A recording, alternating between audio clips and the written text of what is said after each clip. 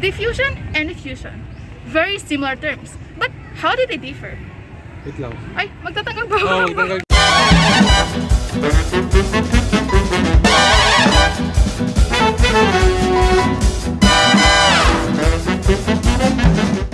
Hi, I'm Ate Jona. We're now here in a forest adventure park. Today, all about gases and how do we travel through small passages.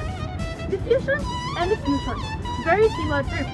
But how do they differ? Diffusion is a phenomenon where there's a movement of one substance through another. The particles randomly move from a region of higher concentration to a region of lower concentration since the higher concentration has more particles than the lower concentration. Effusion is a process which involves the movement of gaseous species similar to diffusion. It is also the escape of gas molecules through a tiny hole, such as a pinhole in a balloon, into a vacuum. Diffusion is the road. Effusion is a country. Diffusion is a cat. Effusion is a mouse. Diffusion is a fine dining restaurant. Effusion is a family-owned diner. If it's white, it's diffusion. Something small? Effusion. Now, how can we solve for the diffusion rates of various gases? With this device, of course. This is the Diffusionator 3000. It can do a lot of things. Great things. Well, let's now find the gases that we can use to output diffusion rates. The producers of the show have told me they have stored one in a special spot in this place. Well, what are you waiting for? Let's go! What we're looking first is methane gas. Its molar mass is approximately 16 grams per mole. It's very dangerous. It's a greenhouse gas. I don't even know how it got here in the first place. Oh!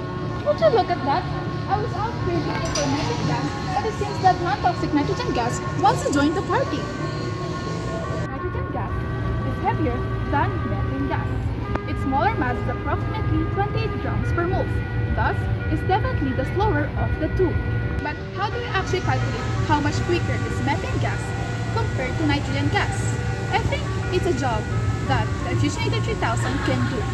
This box right here has coded Thomas Graham's formula for effusion. We recorded, Jonah, take it away! A very loose but valid description of the rate of diffusion is as follows. The amount of gas passing through an area over the unit of time. However, this very daft Scottish chemist formulated a much more sophisticated method for getting, this time, the rate of effusion of gases. It states that the rate of effusion of gas A over the rate of effusion of gas B is equal to the square root of the molar mass of gas B over the square root of the molar mass of gas A. Without further ado, let's do this test.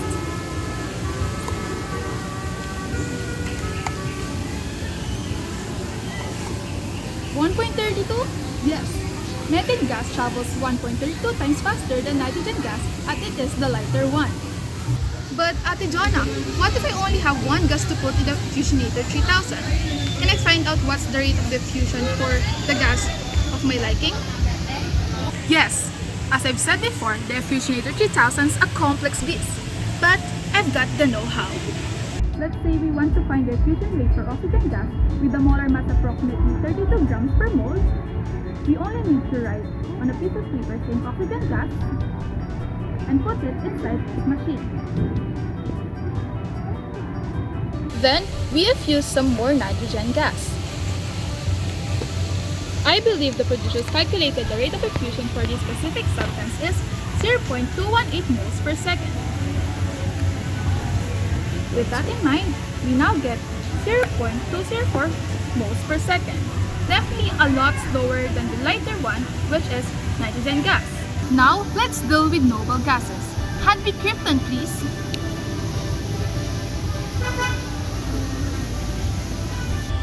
Now, this special type of krypton can take 3 seconds to effuse from one compartment to another.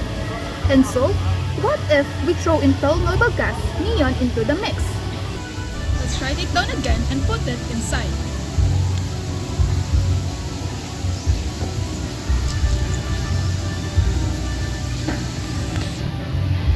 Take note that the relationship between the time consumed during effusion and molar mass is directly proportional.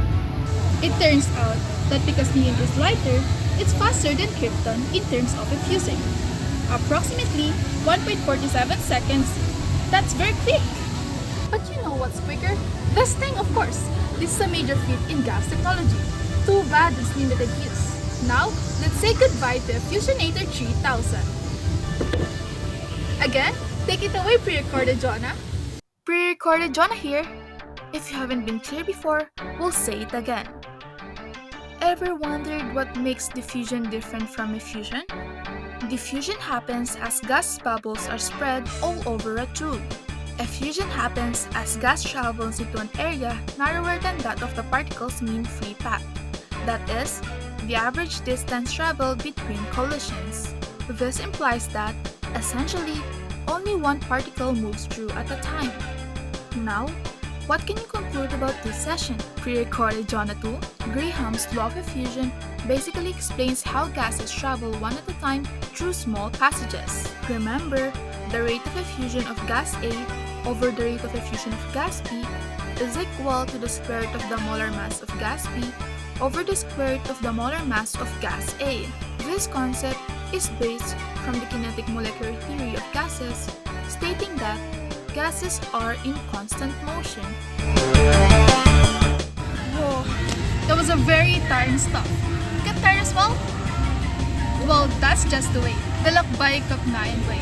Don't worry, we're not yet done with this place. Next episode, we'll have Kuya Zet do a collecting spree of something very valuable. Can you guess what it is?